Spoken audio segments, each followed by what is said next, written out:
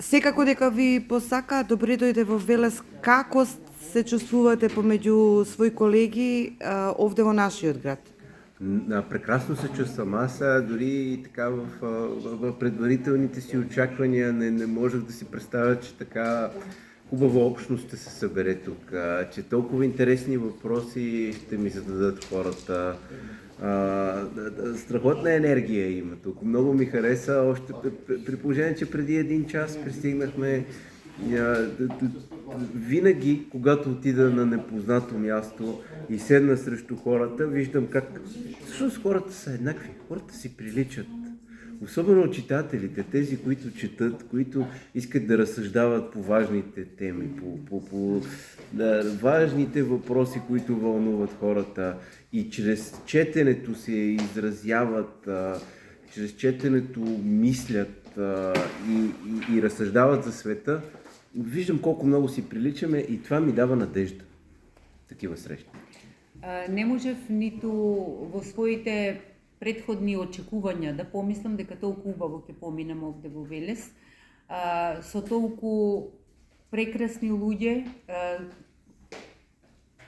меѓу кои се разви таква енергија, со такви интересни прашања и интерес за публиката, од публиката. Всушност, секаде кај што сум одел, на сите тие такви места со читатели, тоа ми дава надеж дека има иднина, значи воопшто за општеството во кое што има читатели, дека е секогаш многу добро.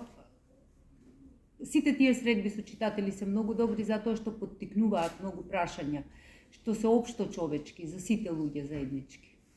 Што ве инспирираше да ја напишете Звезди под клепките?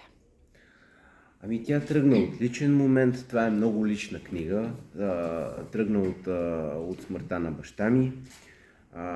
Аз отдавна исках да разкажа тази история, любовната история на моите родители, но след като се случи това, нямах друг избор. И седнах да пиша като самолечение,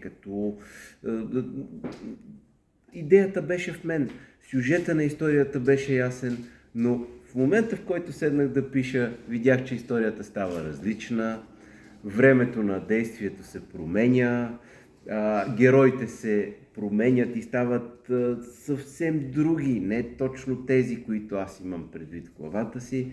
И това е магията на творчеството и всъщност най-важното, което е тази книга, е отвъд подтика за нейното написване.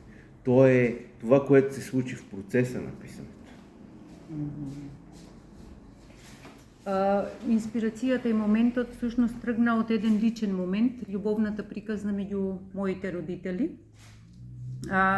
Пишувањето е почнато после смртта на татко ми и тоа самиот процес на пишување всушност беше своевидно самолекување од загубата и од болката.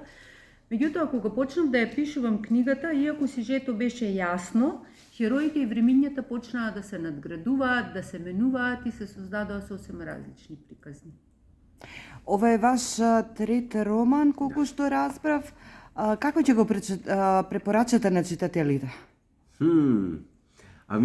Аз се радвам, че този роман, как той предишните ми романи започват изведнъж да заживяват своя живот сами. Да стигат до съвсем различни хора. Всяка книга си има съдба. Съдбата всъщност на тази книга в България беше много хубава.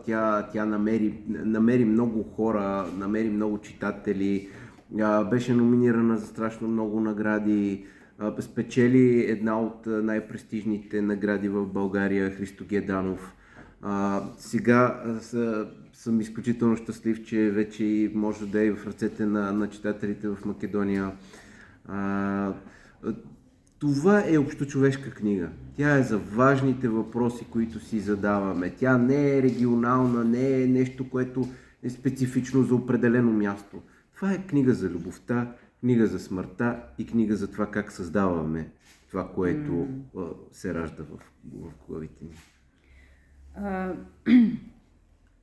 Јас се радувам што оваа книга има таква судбина, каква што има и каква што се развива. Претходните мои два романа некако сами се заживеа во Бугарија и се уште предизвикуваат интерес, голем интерес и се читаат. Секоја книга си има своја судбина. Во Бугарија судбината на нова книга Звезди под клепките е многу убава. Значи си има многу читатели, се препорачува од читатели на читатели. Откако се објави 2022 година, таа доби многу признанија и награди, ја доби дури и наградата Христо Геданов за книга на годината во Бугарија. Сега сум среќен што еве и тука е преведена во Македонија, што и тука си наоѓа нови читатели. Всушност, сите мои романи и овој Звезди под клепките зборуваат за општо човечки прашања што ни се важни на сите луѓе, а не само за определени региони. Тоа се љубовта, животот, времето, смртта, оние прашања што всушност сите не обединуваат. Ви благодарам. Благодаря и аз. Преводот, особено на првото прашање, не ми беше баш добар, требаше да се забележи